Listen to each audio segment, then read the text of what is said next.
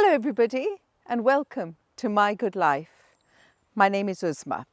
So today I'm back in the woods, and one of the things is because I want to live quite sustainably, I noticed as I was walking around in the woods by the house that I discovered certain mushrooms. Now I'm going to tell you straight up, if you do not know one mushroom from the other, do not just pick any mushroom and think it's edible. Unless you have a professional person with you, really do not do this at home. I also found by buying a book and just reading up about mushrooms wasn't enough, because there were so many mushrooms that looked the same, and there were the differences between their gills, and there was false mushrooms and there were real mushrooms, and it was so confusing that for somebody who's learning to try and be sustainable, you get all these books and you try and learn, but it's really hard. So I would go with a professional person who knows about foraging and learn, with somebody who knows it. So I wouldn't even trust a book when it comes to eating and foraging unless you really know your stuff. So saying that, I came across these mushrooms, and I thought, what are they? I researched it, I found somebody who confirmed that these were chanterelles. I even looked at my book and I found that and the reason I had to confirm it is because in my little trusted mushroom book, my little mushroom, they said they're chanterelles, and then they're false chanterelle. So it was very confusing, and I now know the difference, having researched it and talked to professionals. So what I have here, I thought would be fun, is real chanterelles, and I thought you'd really like to come on this journey with me picking the mushrooms and then building a fire outside and seeing how that's done, and then having a little bit of chanterelles and eggs. So come on, I'm going to show you a little bit about these. So here it is. Okay, you will notice I have put a lot, kind of this twigs on top of my mushrooms. Reason being, I didn't want anybody to get to it. Here, have a look at this. These are chanterelles. Beautiful, orangey. Can you see these trumpet shapes here? I'm just going to pick one. Beautiful. And they've got this feathery, almost fan-like shape to it. A false mushroom, and by the way, as I said, do not eat it if you don't know what it is. A false mushroom isn't fanned out like this, it is curved, and it's much thicker at the bottom. But unless you know what you're eating and somebody has confirmed it, once again, I've got to say it because I really don't want anyone to do this at home without knowing it. Anyway, so we found these mushrooms last year, and I picked a few, and I found out that if you leave a few, the spores open up and they spread in the same area. So this year, I came back and lo and behold, there were more mushrooms. So I usually pick about half of these mushrooms, have them, and then leave the rest so that their spores can spread in the same area. So let's go ahead and pick these mushrooms.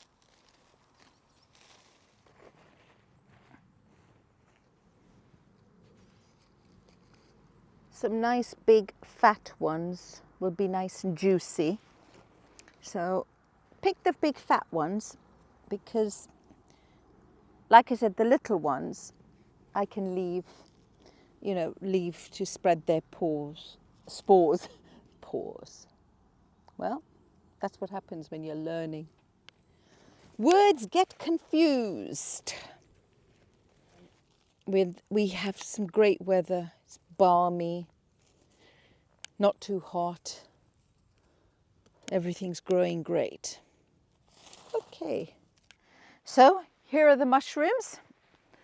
And what I did is I just went and got a basket full of things that is going to help me make the fire and fry up these lovely chanterelles with egg. So we have to now go and find a space where there's flat ground and an open space so that, you know, there aren't trees around it and there isn't going to be any harm to anything around it, and build that fire. So come along with me. Found a little pit. This was an old tree was here, and we dug it out. So this is perfect actually to make a fire. And we're going to get some stones now. Well, I'm going to get some stones so that the frying pan can rest on it, and gather some wood and kindling really. That's perfect, see? That was dry wood. That's what happens when the weather is good. Actually, there you are, you know, just all around you.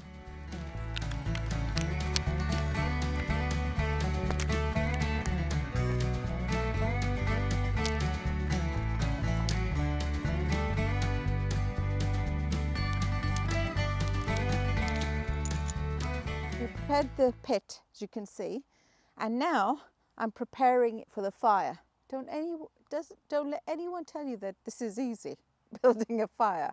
It isn't, like the movies. So the dry stuff that was here, thank God it hasn't been raining for ages, took that out, and that's how I'm going to start the fire, using all the dry stuff. Then the smaller little branches, you know, those little twiggy bits, and then it gets bigger, and when the heat picks up, then here. So it's best to get it all prepared before you start on this venture, because believe me, I'm going to start the fire using the authentic way, and let's see what I can do. So let's get all this prepared first, okay?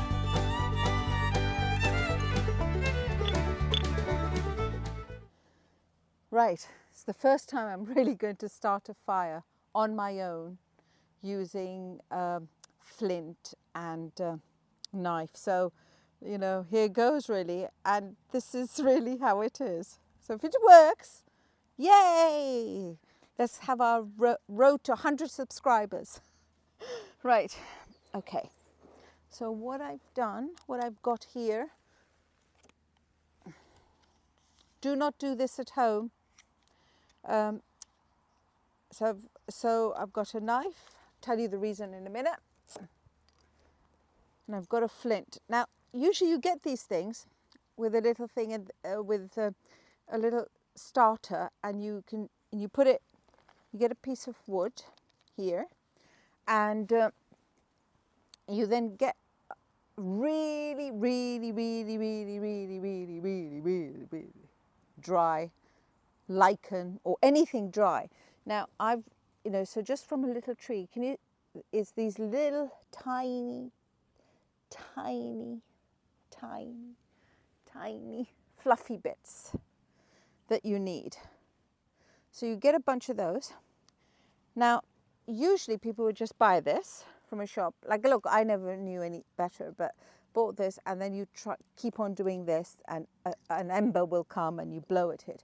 But it's really hard, and it just doesn't work. So what we do instead is,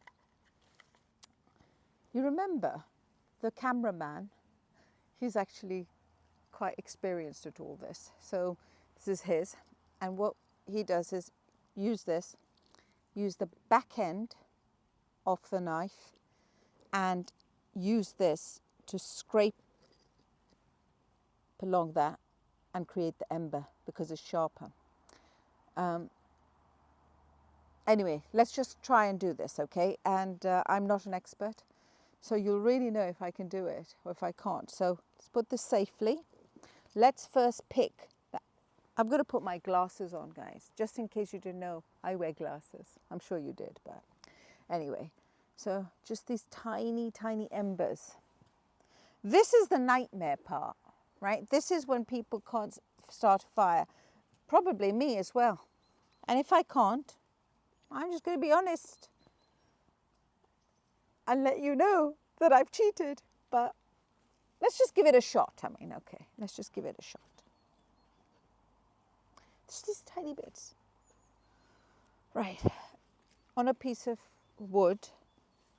So I'm trying, so do you see here? I'm trying to collect a little poultice of dry stuff. And we're just going to go for it, guys, because this may be like a one-shot thing. Well, it will be if I get it right. Right. Okay. Do you see that little oak tree leaf? Could be dry. Just a little. Cut it up. Well, maybe. Yeah. Just as dry as... All right. Okay, here we go, guys. Wish me luck.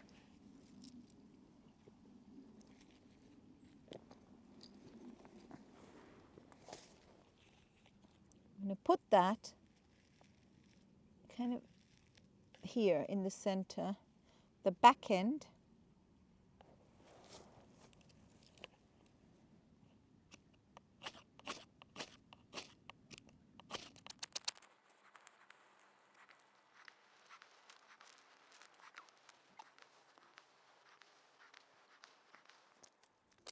Guys, that was so close. Did you see? I had smoke and everything coming out of it, but no fire. So I'm going to give it another shot. I mean, that was super close. So, right, we're going to build this up. We're going to get this right. We're going to do this. We are going to do this. My good life doesn't just happen. Oops.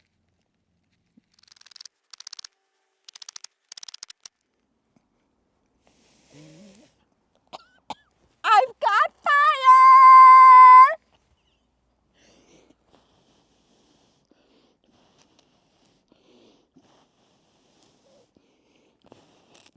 Dying of smoking inhalation. YouTuber found. Not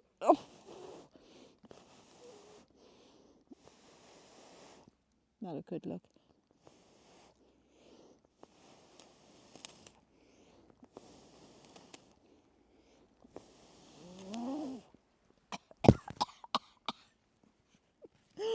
Oh, honestly, you have to laugh. You have to laugh. Why? Why? I've got an oven.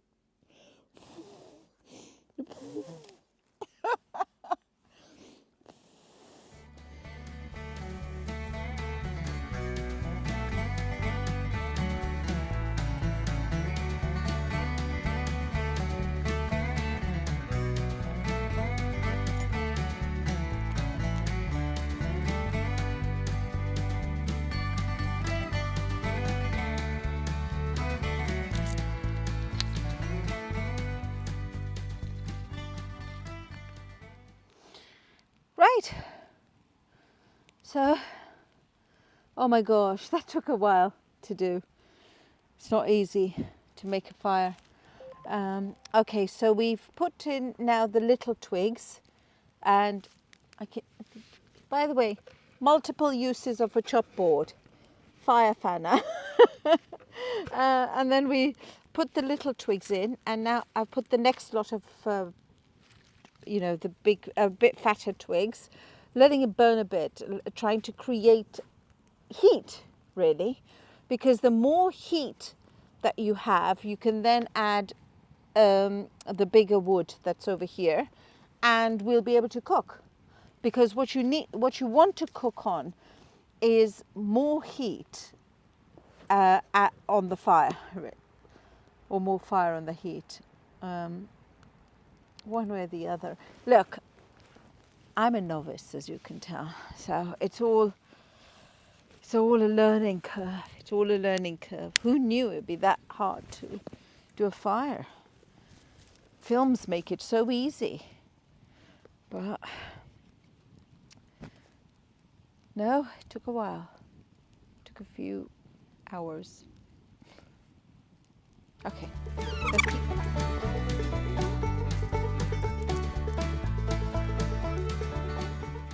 the fantastic mushrooms we picked Oh, it seems such a long time ago, honestly. It's taken a few hours, all this fire making. Malarkey. Anyway, here we go. I would suggest that you don't wash the mushrooms. You have to use a brush to take out all the dirt as best as possible. So if you've got a little brush, pastry brush, as I have out in the woods, just brush that all off as best as possible and put it on a clean piece of paper. All this is, you can burn, don't let this go to waste. Use it, sometimes you just burn it and it goes back into the soil. We've got spiders and ants crawling about. By the way, you can see that spider? Being in the woods is not a place where you can be squeamish, really. It's not about walking through the rustling, in your boots and rustling leaves. Nah. The good life's not that easy. Anyway, here we go. Clean it, and then this little bit here. Have my trusted big bread knife. Honestly, here. The end of the stalk, cut that off. You don't want to be eating that. Put that on the fire, I say. Why not? Maybe it'll create more heat. There you go. All back in the fire. Oh, that's smoke. Anyway, there we go. So I'll be cleaning these chanterelles nicely and then frying them up for you. Well, actually for me, for you to look at.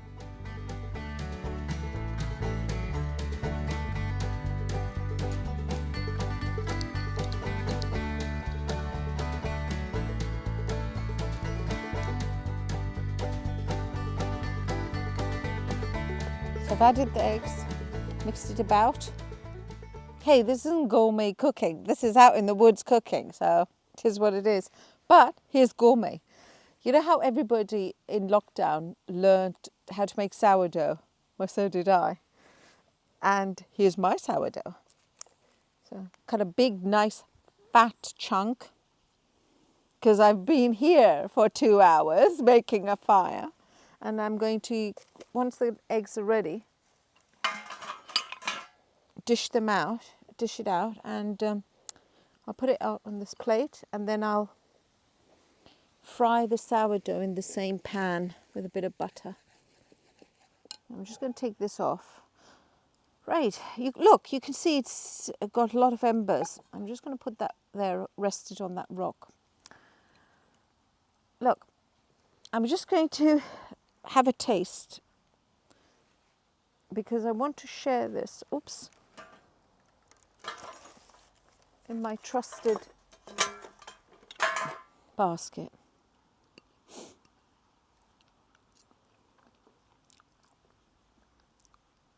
Honestly, it's yummy. Either because I've waited 2 hours and anything will do, or it really is yummy. No, it is. It's nutty and it tastes good. It does taste good. Look, I'm going to share this with the cameraman, with the sourdough in a bit. So, but before I end, I want to say something. It took a while to make a fire. It took a while to get the fire going to the state where you can cook. It took a while to get those chanterelles and clean them up. And it's not as quick as it looks, a few hours. But was it worth it? Yes, because it teaches other people something else, but it taught me all the effort it takes to do something so simple that we take for granted. Eat, cook, find that food. And it just makes you appreciate every single process and element in your own house. till next time, I'm going to let you go because cameraman is about to faint. I need to eat this whilst it's still hot, and I shall see you next week or in a few weeks' time. Until next time, goodbye.